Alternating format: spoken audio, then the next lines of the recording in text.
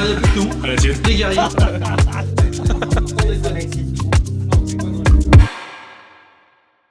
Bon, il est 8h du mat, j'ai envie de me faire une petite côte de bœuf. Mais j'ai pas trouvé de boucherie qui me plaise, du coup on va se faire 500 km. J'allume le moteur fleuron de l'industrie française, le 1 litre 2 PureTech 130 chevaux, Cocorico. On est parti pour quelques heures de route. Et j'en profite pour faire connaître le contenu TikTok de nos futurs hôtes à ma chérie qui me fera le plaisir de nous filmer. On arrive à Tours. Je déteste cette ville principalement parce qu'ils sont toujours pas capables de savoir comment on fait les rillettes. Et en plus, très clairement, pour y avoir travaillé pendant 1 an et demi, on a toujours l'impression que cette ville est en travaux depuis 40 ans. Petit passage par la rocade de Bordeaux, après je vais pas vous faire tout le trajet non plus. Regarde-moi ça, tu fais 500 bornes pour récupérer un climat réconfortant et tu arrives, il fait le même temps qu'à Dunkerque au mois d'octobre.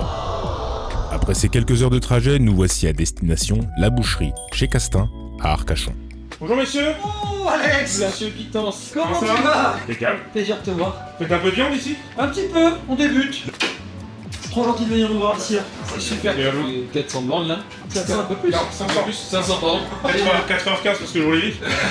Super, ça fait trop plaisir de te voir en tout cas. Ça me fait Bien plaisir vu, d'être Arcachon. ici. Qu'est-ce que c'est beau ça? C'est beau, ça te plaît? C'est quoi ça? C'est des courgettes? Ouais, des courgettes qui font mouh. C'est un peu nature les courgettes. C'est ça, exactement. Ça a l'air pas dégueu hein. C'est de la belle cote. Ça, c'est Cédric, le fameux découpeur de bidoche qu'on appelle le boucher. Et voici Benjamin, l'un des enfants de Cédric, le vidéaste à l'origine de toutes les vidéos. Si vous ne les connaissez pas encore, allez jeter un coup d'œil de la bonne barbaque sur fond d'amour père-fils, au top. Qu'est-ce qu'on mange ce midi? On va aller manger chez Gueuleton. Il y a un gueuleton Mais à... oui, ils ont ouvert il y a 3 jours là. Ah, On va être bien reçus. Alors on va se régaler. mais moi quand est-ce que je mange ça là? Là tu manges ça ce soir à la maison. Gueuleton ce midi et Castin ce soir? Voilà, parce que tu vas après tu vas couper ta côte de bœuf, toi, à ta façon. Et pour notre Tu vas la manger à la maison. Eh ben vas-y, c'est Voilà. parti. Fais, on est parti? Tu me fais visiter avant? Allez, c'est parti. Vas-y, dis-moi c'est quoi cette boutique? Mais écoute, en fait, ça fait 27 ans que je suis là. J'ai acheté une épicerie à la base, mais mon métier c'est boucher. Si tu veux à la base, une épicerie, qu'est-ce qu'il y a? Des belles conserves fines, quelques fruits et légumes, un peu de fromage à la coupe, une belle cave. Mon métier c'est quoi? C'est la viande. Donc si tu veux, quand tu vois ces côtes de bœuf là, ça c'est mon métier, ça c'est magnifique. Et puis après maintenant, ma spécialité, la maturation. On a 2 belles caves de maturation. C'est nouveau ça? Ça c'est tout nouveau, ça a quelques mois, ça a quelques jours. Voilà, on va travailler plusieurs races. Là on a la Simmental, on a la Galice. Ça c'est vraiment notre métier, notre marque de fabrique. Et là on est vraiment reconnu pour ça. Et ce soir tu vas en manger. Mange laquelle? On va manger une Simmental ce soir. Petite On Simmental? va manger là. Celle-là, ça. 65 jours? Plus de 2 mois d'affinage, ouais, effectivement. On va se régaler. Voilà. Voilà. Combien t'as d'employés? Comment ça Et se écoute, passe? j'ai un ouvrier Ok. et j'ai un prestataire, donc on est 3 à l'année. J'ai une petite vendeuse l'été qui nous aide pour les encaissements, pour tout ce qui est fruits et légumes. Ok. Mais je pense qu'on est bien, j'ai des personnes très compétentes avec moi. Moi je préfère être peu et compétent. Voilà le frigo de viande de blanche. Tout ce qui est veau, porc, agneau. Ok, Voilà. c'est un peu vite parce que c'est dimanche. Mais il n'y a plus rien, on a tout vendu. livré quand? C'est mardi. Mardi, Voilà, ça marche. La viande rouge, où là il n'y a vraiment plus rien du tout. Là on finit tout nu avec ce qu'il y a en vitrine, donc voilà, c'est mort. Impeccable. On va tout remplir mardi matin. Et donc c'est là que tu bosses? Dans mon espace à moi, le bio de mon grand-père, le bio de mon père encore également. On va manger tout ça. On va Parce tout- que le travail d'un boucher, c'est de remplir et de vider son rayon. Voilà, et c'est aussi beaucoup de Tous les nettoyage, jours. beaucoup de temps de nettoyage tous les C'est jours, ça. voilà, préparation. C'est un métier qui n'en finit jamais, très chronophage, mais faut être passionné quoi. Eh ben dis-moi, c'est pas le tout, mais moi j'ai la dalle. Et moi donc, On va se manger un petit gueuleton. yes, Allez, c'est parti. Bon, c'est vrai que je ferme, il y a des clients qui s'imposent. C'est qui la précontable? Bon, terminé, hein. Passe à l'apéro.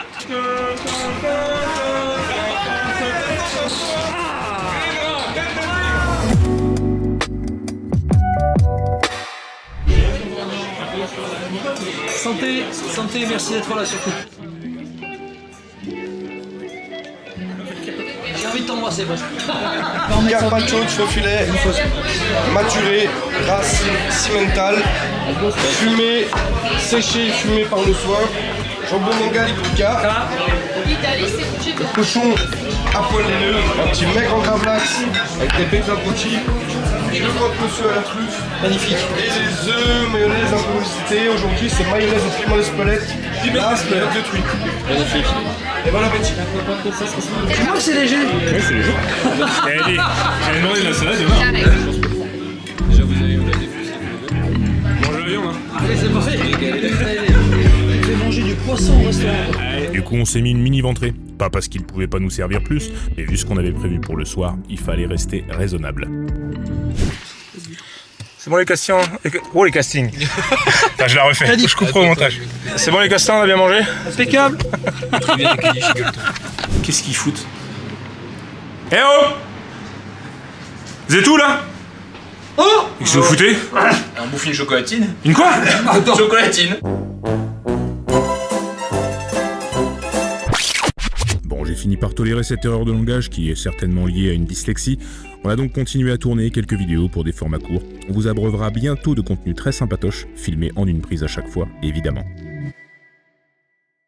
Bon alors Cédric, c'est quoi la boucherie Castin? Une histoire de famille, commence en 1948, pour te dire, j'étais pas né. Mon grand-père qui a commencé ça en 48 sur Arcachon, il a bossé pendant plus de 50 ans tout seul. Son fils, donc mon père, a bossé 32 ans avec lui. Bon, il n'est plus de ce monde, mon père est encore là, il a arrêté son activité il y a 3 ans, juste après le Covid. Il y a 3 ans, il a quel âge? 76 ans mon papa, maintenant. 76 ans. Voilà, il a travaillé jusqu'à 72 ans, t'imagines, il a travaillé de 14 ans à 72 ans. 58 ans de boucherie, dont 33 ans avec son père. C'est pas un cadeau, mais bon, il l'a fait.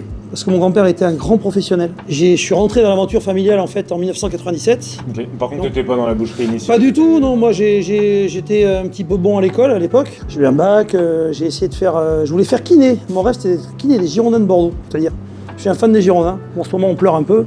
Allez, c'est compliqué. La Ligue 2. Voilà, et je voulais faire kiné du sport parce que je voulais les suivre partout. J'avais envie de suivre mes héros partout. Voilà, donc j'ai fait médecine, j'ai loupé de pas grand-chose, de 2-3 points. Voilà, même le concours de kiné, j'en ai fait plusieurs en toute la France. Mes parents m'ont accompagné, m'ont aidé pour que je réussisse. Mais je savais que dans un coin de ma tête, j'avais la pression familiale pour reprendre un petit peu ce qui m'attendait.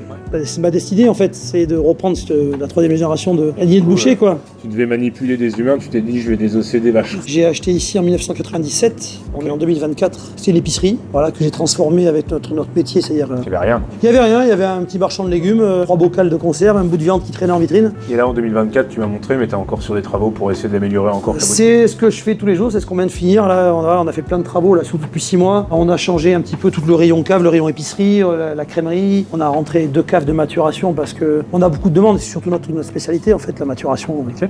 l'affinage. Bah justement, on travaille quelle viande chez Castin? Mais on travaille de la cimentale, encore Alors, en bœuf. en bœuf. Tu me disais, ouais, t'es plutôt sur de la cimentale. Sur la cimentale en bœuf, tout le reste de la viande est français, bien entendu, le veau, le porc, l'agneau, tout est français. Mais en bœuf, on travaille essentiellement la cimentale, encore par la tradition familiale. Explique-moi Voilà. justement, parce Bah, qu'on en a écoute, parlé ouais. un petit peu, mais c'est... Comment t'es ton arrière-grand-père du coup? Non, c'est mon grand-père. Ton C'est grand-père. l'arrière-grand-père de Ah oui, Benjamin. ton grand-père. Mon grand-père, mon Arrière-grand-père. grand-père. Comment ton Bah écoute, grand-père c'est s'est simple, il a retrouvé appris le métier de boucher en captivité pendant la Seconde Guerre mondiale. à la Seconde Guerre mondiale? Ouais, il a été prisonnier dans une ferme en Allemagne. Ok. Et donc il a pris le métier de boucher. Voilà, il a travaillé à la cimentale, il est resté 4-5 ans je crois, et puis quand il a été libéré, il est rentré sur Arcachon, il a dit moi je veux faire boucher mais je veux vendre cette viande-là. L'histoire est belle, c'est tu récupères la viande. Voilà, qui existe plus. donc l'histoire est belle, c'est parce qu'en fait les fournisseurs qu'il avait, il a travaillé avec le grand-père du mec qui m'a servi, qui me sert toujours, donc c'est fabuleux. Donc si tu veux, on a vraiment cette continuité et cette régularité de qualité. Donc tu matures ta propre cimentale. C'est ça. Celle que tu vends en boutique tous les jours. C'est tu ça. l'as fait maturer en plus jusqu'à 65 jours, c'est ça? Voilà, oui, je suis à 65 plus. jours. Ouais, non, 65, 70, ça me va. Alors je sais que tu travailles aussi de temps en temps des viandes un petit peu exceptionnelles qu'on trouve pas forcément en France. C'est ça. notamment la Galice, le Wagyu, Le Wagyu, tu vois, Kaoshima, des ouais. choses comme ça. C'est ça. Et puis t'aimerais bien maturer aussi des viandes françaises qui peuvent le faire. Faut quand même une Ouais. viande qui soit très persillée. C'est ça. Donc tu me disais, là, tu vas faire rentrer de la normande. La normande qui va arriver bientôt, là, très bientôt, la semaine prochaine. Et puis Voilà. après, sinon, sur tout ce qui est autre viande, il n'y a pas ce côté historique de la famille Castin. Non, avec- non, non, non, non. Toi, tu veux aussi français. Exactement. Porc, Après, du voilà. bœuf, Voilà. Il y a du porc, du veau et Et de l'agneau. français, Et de l'agneau. ouais. On est bientôt à Pâques, on va avoir l'agneau de la vallée d'Ossau, magnifique, des petits anneaux de lait qui vont faire 7-8 kilos, on va se régaler quoi, ça va être superbe. C'est qui ce jeune homme là? Et ça c'est mon fiston, enfin un de mes fils, mais celui-là, dans la com, c'est un pro. Du coup, Benjamin, c'est à toi qu'on doit TikTok. Comment ça s'est déroulé? À quel moment tu t'es dit je vais filmer mon père pour le mettre en live, en vidéo sur TikTok? Bah en fait, déjà TikTok, moi c'est mon boulot à temps plein parce que j'ai ma boîte là-dedans. Et du coup, en fait, comme je fais ça tous les jours, mais pour des marques, je sais à quel point mon père il bosse, etc. Et je voulais quand même un peu aussi l'aider à ma manière, comme je pouvais. J'ai réfléchi, j'ai eu cette idée, je l'ai repoussée, etc. À un moment, je me suis dit, mais en fait, pourquoi pas? C'était en mai, à l'arrivée de l'été. C'est ça. Je me suis dit les beaux jours, tout ça, il y a peut-être un truc à faire, j'avais des idées, je m'avais noté sur une petite note, tout ça. On a testé, j'ai mis ça, j'ai fait une petite vidéo de présentation, surtout au début, voix off, un peu pour planter le décor. Très belle pour les vidéo, gens. j'avais beaucoup aimé cette vidéo. Magnifique. Et en fait, ça a marché direct. De en fait, suite, ouais. direct, on a eu 30 000 vues sur les premières vidéos, des 1000 abonnés assez rapidement.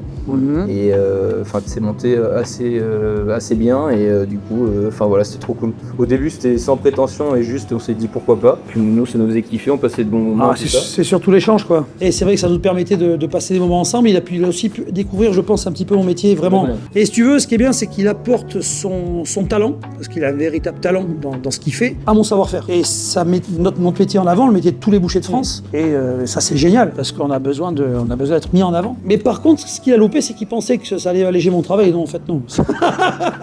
Du coup, à votre avis, pourquoi ce succès sur les réseaux? Je pense qu'en vrai, il y a de la chance déjà, un petit peu. Il y a le côté authentique aussi, je pense qu'il revient de plus en plus sur les réseaux. Les gens cherchent de l'authenticité. Et c'est vrai que nous, vraiment, si on filme sur le tas, c'est un peu ce qui se passe tous les jours, mais juste, du coup, je filme en plus. C'est ça. Et le côté père-fils aussi, peut-être. Je pense que c'est vraiment le plus important, le côté famille. Des tronches et des bouilles attachantes. Mais franchement, c'est pas le cas de tous les bouchers qu'il peut y avoir. Faut pas dire ça, mais t'es gentil. Pour travailler aussi dedans, il y a quand même quelques bourrus et puis des gens qui sont pas hyper sociables. Ça permet aussi de voir une image du boucher qui aime son fils, qui est capable de montrer de l'amour, du sourire, des choses comme ça. Alors que c'est un métier compliqué, on l'a dit, qui est fatigant, etc. Donc je pense que oui, ça montre une image différente aussi du métier. C'est ça. Moi, je pense pas que ce soit de la chance, à mon avis. C'est quoi ta vision de l'avenir pour la boucherie? Et puis après, pour le commerce de viande, pour les futurs bouchères. Écoute, moi, après 27 ans de carrière, j'avais deux choix. Soit je restais sur mes acquis et je continue à travailler comme j'étais. Mais vu ce que Benjamin m'apporte au niveau des réseaux, je m'adapte. On a un projet depuis le mois de novembre. On va donc créer un site de vente en ligne. Un site internet qui va s'appeler chezcastin.fr. C'est bien ça? On va pouvoir acheter de la cimenterie. C'est ça. Tu vas pouvoir cliquer sur un bouton et te faire livrer chez toi. Tu es en train de me dire qu'à 2 mois près, j'étais pas obligé de faire 1000 km c'est ça. Pour avoir une côte de bœuf. Ouais, t'aurais pas pu la couper par contre. Ça, voilà. Ah merde. Et voilà, t'aurais pas pu la couper. En plus, tu l'as bien coupé. C'est vrai que ça a un coût, mais c'est du taf et on y est depuis 6 mois quasiment. C'est génial, on va faire un truc magnifique, le site est superbe. En fait, tout ça c'est de sa faute. En fait, toi tu t'en fous, tu connais rien, t'étais tranquillement dans ta boucherie. Et Benjamin qui arrive, il fait papa, regarde, t'es sur TikTok. Moi, si tu veux, TikTok, je l'avais pas sur mon téléphone à la base. Voilà. Il a raison, il faut évoluer. J'essaie d'évoluer, donc il me fait évoluer et je pense que ça peut être que bon pour moi. Je le vois déjà. Moi, je sais que les gens, ce que je remarque dans ma clientèle, c'est que les gens vont peut-être moins souvent chez le boucher, mais quand ils y vont, ils se font plaisir. Je pense qu'on a vraiment notre carte à jouer, nous les bouchers, les artisans bouchers. On peut se démarquer en faisant de la qualité. Je pense que les gens y reviennent de plus en plus. Quoi. Je pense que depuis le Covid, je pense que les gens il s'est passé quelque chose. Donc moi, je pense que notre métier à l'avenir, à condition de le faire bien. Question la plus importante de l'interview, côte de bœuf ou quinoa?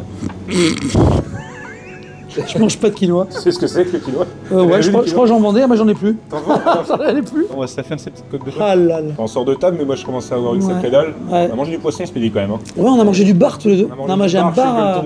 On a mangé du bar chez Gueuleton à l'espagnol.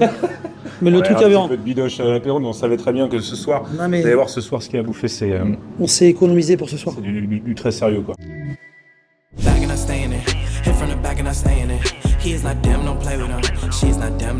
Ce petit faux filet de Wagyu Kagoshima à la poêle, au feu. Pour son... Ça c'est pas longtemps. Hein. Ça fait quoi? Ça fait même pas 220, ça fait 180 ça.